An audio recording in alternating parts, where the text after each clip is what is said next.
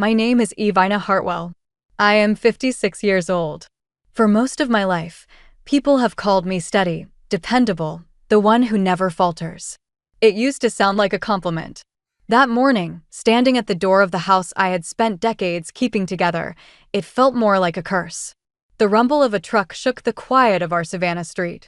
When I opened the door, I saw my brother Daniel climb out, his wife Clara just a step behind him, dressed like she was arriving for a photo shoot rather than a family visit. Two movers swung down from the back of the truck, already pulling straps and gloves into place. Clara didn't waste a second. Her voice was bright, almost cheerful as she announced, "This is for our new house. You don't need this anymore." Before I could gather my breath, the movers pushed past me as if my doorway belonged to them.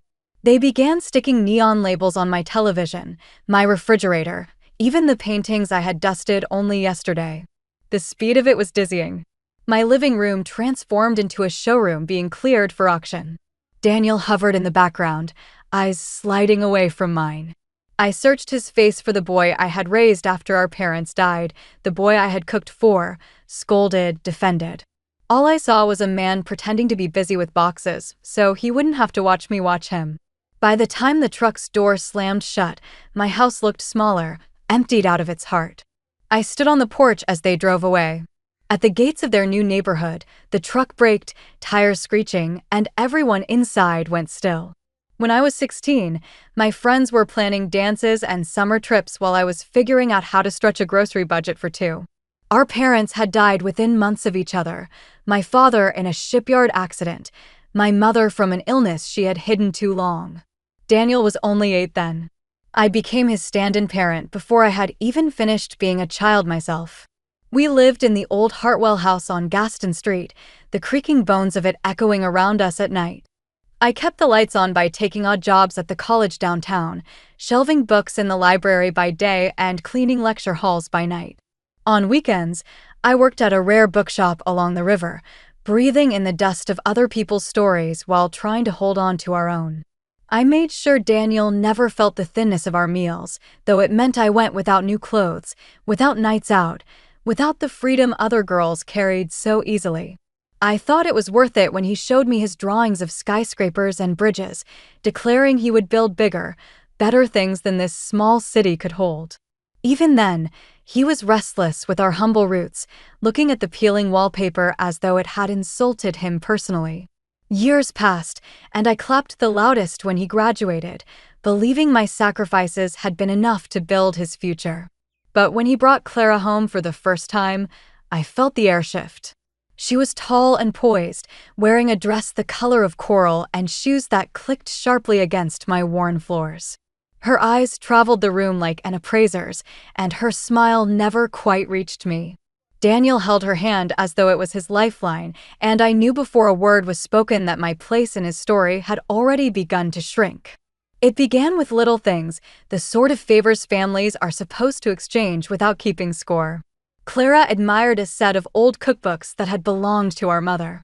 "They'll be safer at our place," she said with a bright smile, already slipping them into her tote before I found the words to respond. Daniel stood by the door, fiddling with his keys as if he hadn't heard.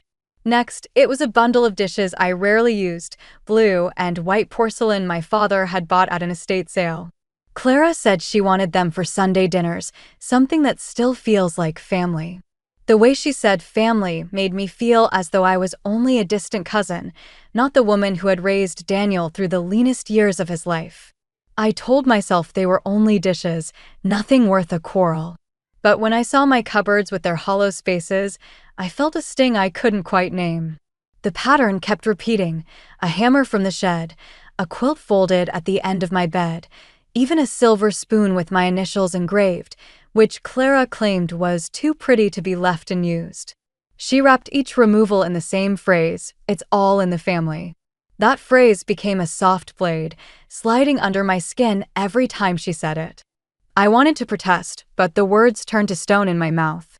The thought of pushing Daniel further away kept me silent.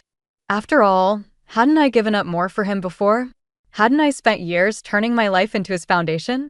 My sacrifices had always felt natural.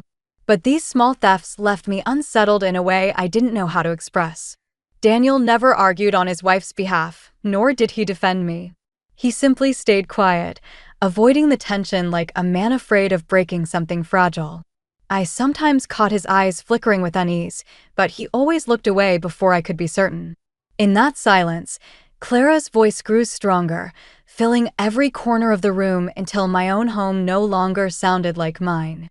The morning they came with the truck, the sun was already high, pouring sharp light through the lace curtains. I was in the kitchen, hands deep in dishwater, when the sound of grinding gears pulled me to the window. A moving truck blocked half the street. Two men in gray uniforms climbed down, carrying clipboards. Clara stepped out of her car in tailored slacks and dark glasses, her stride brisk, her tone already commanding. Daniel trailed after her, shoulders hunched, gaze fixed on the pavement. They didn't knock. Clara walked straight through my front door as if she owned the hinges. "We have a list," she announced, waving the clipboard toward the movers. "Start with the television, then the refrigerator, then the paintings." Her voice cut through the air like a gavel. The men nodded, heading toward the living room without hesitation. I opened my mouth to object, but nothing came out. My brother stood by the doorway, hands shoved in his pockets. He didn't look at me. He didn't look at anything except the floorboards he used to polish when he was a boy, the ones I had kept gleaming all these years. The movers worked quickly. The television disappeared first, cables dangling like entrails. The refrigerator followed, its absence leaving behind a cold square of tile. Then one of them reached for the painting above the mantel, my father's favorite, a marshland at dusk we had bought together at a market when I was 12. I remembered him saying, "So we'll always have a piece of home, no matter where life takes us." Now, the canvas was yanked from its hooks, carried out like unwanted clutter. Every slam of a door, every shuffle of boots on the stairs, echoed inside me like a verdict already passed. My memories were reduced to inventory, my history catalogued on a stranger's checklist. Clara supervised with a smile of efficiency, pointing, nodding, instructing. Daniel stood in the corner, silent, shrinking smaller with every item hauled away. By the time the last box was loaded, my house had been hollowed into something unrecognizable. I gripped the edge of the kitchen counter to steady myself, watching shadows lengthen across the empty walls, wondering how much more silence I could survive. When the truck finally rumbled away, the silence it left behind was louder than any engine. I closed the door gently, afraid the empty rooms might echo too sharply if I let it slam. My feet carried me through the house as if I were walking through a museum of absences. The living room walls still bore pale rectangles where my father's paintings had hung for decades. The mantel looked naked, dustless patches betraying what had been there so long it had become part of the wood itself. I reached out and touched one of those lighter spaces, half expecting to feel the brush strokes, but my fingers met only plaster, cool and flat. In the kitchen, the corner where the refrigerator had stood seemed to breathe cold. The tiles were cleaner there, the grout line sharp, a ghostly outline of where food once waited, where Sunday dinners had begun. I knelt down, pressing my palm against the square of floor, and for a moment, I swore I could hear the hum that had kept me company for years. I filled the dented kettle with tap water and set it on the stove. It wheezed and rattled like an old man with a cough. When the steam rose, I poured myself tea into a chipped mug, trying to drink it as if nothing had changed. But the tea tasted metallic, bitter, heavy with the weight of the missing. I carried it into the parlor, sat on the edge of the sofa they hadn't bothered to take, and tried to steady my breath. The knock at the door startled me. Mrs. Linda, my neighbor from across the street, stood with a grocery bag hanging from her arm. She had sharp eyes softened by kindness, the sort that saw more than you wanted to reveal. She glanced past me into the hollowed rooms, her lips tightening without a word. "I thought I heard movers," she said gently. I nodded, forcing a thin smile. "They needed things," I said. "Said it would help them settle into their new place." Linda stepped closer, her voice low but firm. "Keep your receipts, Ivana. Every one you've got, take photos. Don't let them say it was theirs to take." Her words pierced deeper than pity. They carried a warning, a reminder that what was gone wasn't only furniture and paintings, but the fragile boundary between generosity and theft. I promised her I would gather everything, though inside I wondered if proof could ever measure the weight of what had just been stolen. I had always been careful, maybe too careful. Years of living alone had taught me that memory was not enough to hold back the world. Long before Daniel and Clara came with their truck, I had kept a folder of receipts, yellowed slips for appliances, certificates of authenticity for paintings, even the handwritten bill of sale for my father's marshland canvas. Each document was tucked into a binder in the hall closet. When the refrigerator began to fail 2 winters ago, I had noted the serial number, even registered it with the manufacturer. At Mrs. Linda's suggestion, I had bought a small GPS tracker online and fixed it discreetly inside, hidden behind the bottom drawer. I told myself it was in case of theft, though I never truly believed family would be the ones to test it. I took photos too, quietly, methodically. The blue and white porcelain set laid out on the dining table, the old quilt folded neatly on the bed, the television screen glowing with Sunday news. Each image I had emailed to myself, ensuring the timestamps marked ownership beyond dispute. So when the movers carried my refrigerator away, a signal pinged to my phone within the hour. The device traveled steadily across town, its path drawing a line on the map that ended at the gates of Daniel and Clara's new neighborhood. At nearly the same time, Linda sent me a message. Her doorbell camera had caught every box, every painting leaving my house. She had already uploaded the footage to a shared drive. By the time the truck reached their new driveway, 2 patrol cars had pulled up, lights flashing in the daylight. Community security arrived with them, called in by Linda's tip. The movers froze mid-step, the refrigerator swaying on its dolly. Clara's confident voice faltered as an officer approached, clipboard in hand, asking for proof of ownership. I didn't need to speak. I opened my email, scrolled to the receipts, the photos, the registration documents. The officer's brow lifted as he compared them to the items listed on the mover's checklist. Daniel's face drained of color. Clara's lips parted as if to argue, but no sound came out. The truck idled, silent except for its rattling engine, while the weight of evidence turned their boldness into stone. Clara moved faster than the police cars ever could. By that same evening, her version of the story had spread across Facebook groups and whispered threads of neighborhood chats. She painted herself as the beautiful wife, the one simply trying to help her husband's aging sister let go of clutter she no longer needed. My name appeared in her posts, selfish, bitter, ungrateful. To those who didn't know me, the tale was convincing. At first, I thought of ignoring it. My instinct had always been silence, to let storms pass without raising my voice. But Linda sat across from me at the kitchen table, her eyes sharp with indignation. If you don't answer once, just once, you let her story stand, she said. So I did. Only once. I wrote a short post, no anger, no insults, just a list, each item marked with dates and receipts, a scanned copy of my father's painting purchase, time-stamped photos of the porcelain dishes, the tracker record that showed the refrigerator's journey from my house to theirs, screenshots of Linda's doorbell video. No commentary, only proof. Within hours, the comments began to turn. Neighbors who had known me for decades filled the thread with their own stories. How I'd worked nights at the college library, how Daniel had eaten meals at my table well into adulthood, how I had kept the house in order while he dreamed of something bigger. One wrote, "If Evina says it's hers, it's hers. She's never taken a thing from anyone." Clara tried to push back, replying with barbed remarks, but each one only drew sharper rebuttals. By midnight, her words were drowned out by dozens of voices defending me. Daniel never commented. His profile sat silent, his photo unchanged, as if shame itself had muted him. The courtroom wasn't inside the police station that day. It was in the glow of screens, the weight of shared memory, and the quiet authority of truth made visible. Proof did not shout, but it spoke, and people listened. The lawyer's office smelled faintly of leather and dust, the kind of place where words carried weight because they were etched into paper. I sat across the polished oak table from Daniel and Clara, a pen resting loosely in my hand. Daniel's eyes stayed downcast, fixed on the contract in front of him. Clara, arms crossed, shifted in her chair as though the cushions were too stiff for her comfort. I had been given the chance to press charges, to drag the matter into court, but I declined. Punishment wasn't what I wanted. Not really.